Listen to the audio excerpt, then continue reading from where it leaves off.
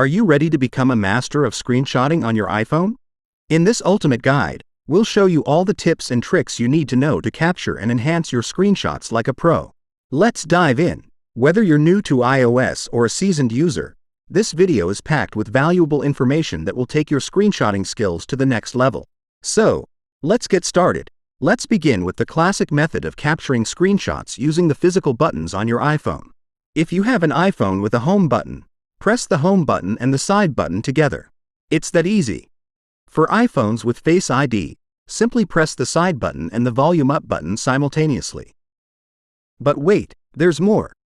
We'll introduce you to AssistiveTouch, a fantastic accessibility feature that allows you to take screenshots with a simple tap. We'll guide you through the setup process and show you just how effortless it can be. First, let's enable AssistiveTouch. Go to your iPhone settings and tap on Accessibility. Then, navigate to Touch and select AssistiveTouch. Once you're in the AssistiveTouch menu, toggle the switch to turn it on. You'll notice a virtual button appear on your screen. To be much easier to take screenshots, tap on Customize top-level menu. Now tap on a button that you think you will not use. On the list of actions, tap on Screenshot. Now tap on Done.